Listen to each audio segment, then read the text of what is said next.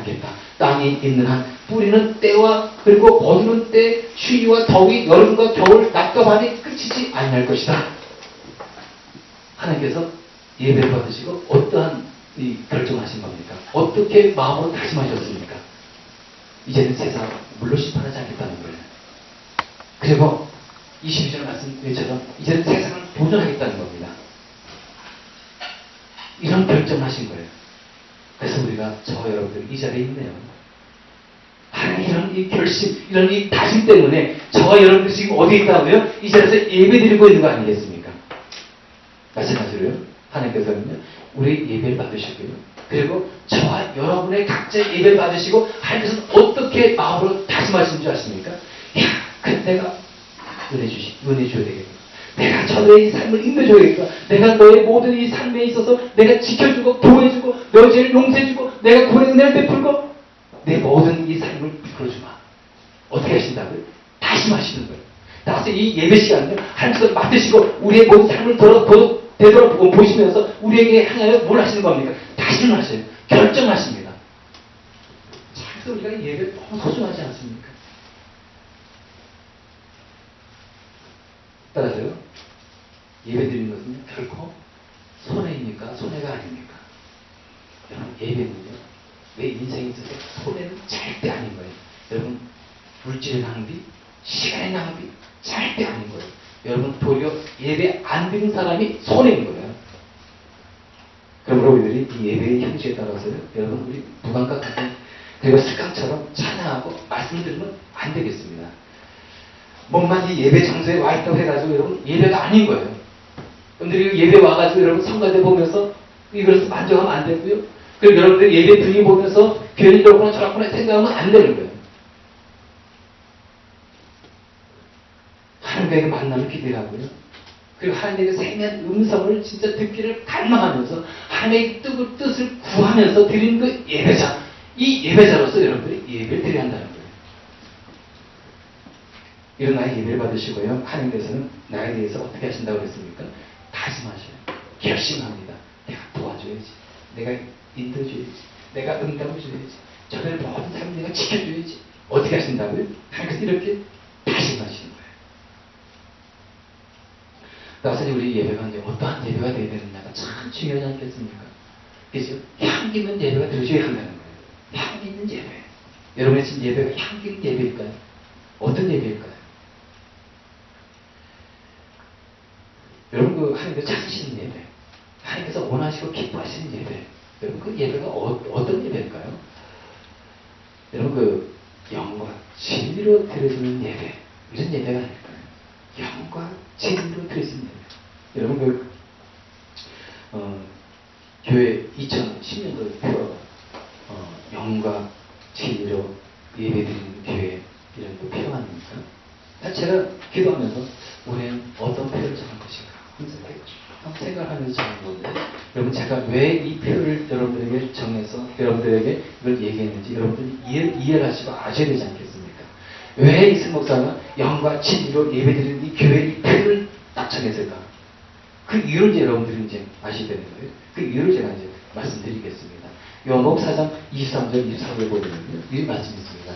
이 말씀이 저는 참 좋습니다.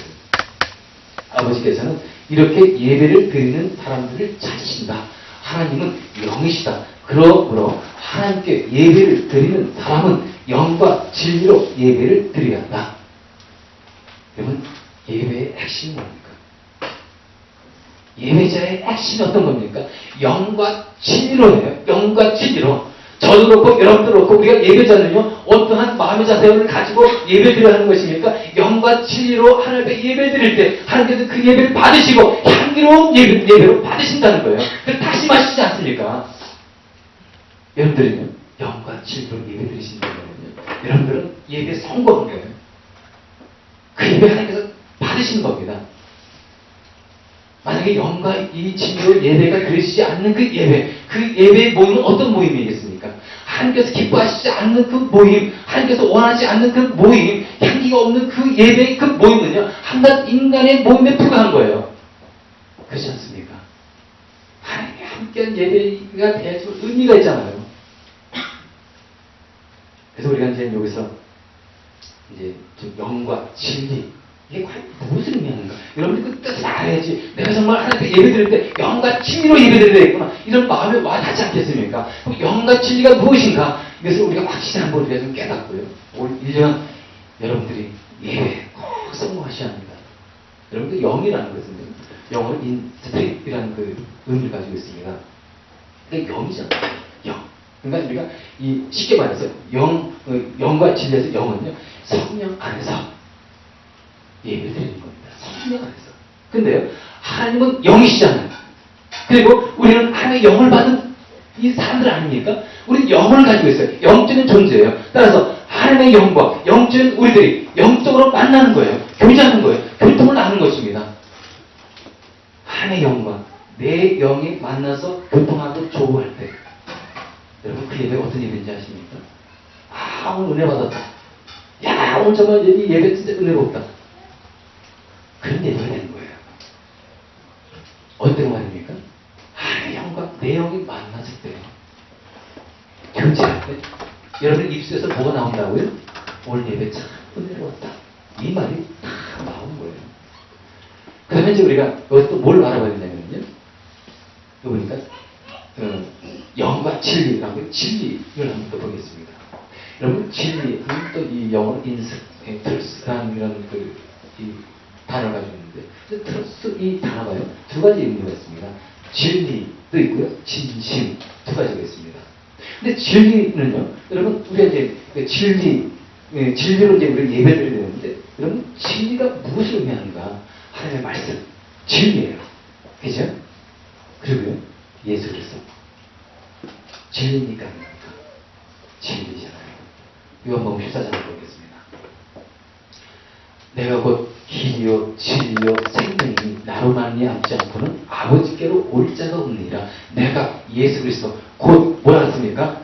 길입니다. 그 다음에 진리. 예수님은 곧 진리고 진리고 생명이라는 거예요. 그 자체라는 거예요. 그러니까 예수 믿고 진리라는 거예요. 따라서 우리가 이 진리 안에서 예배한다는 게 어떤 것을 의미하는지 아시겠죠?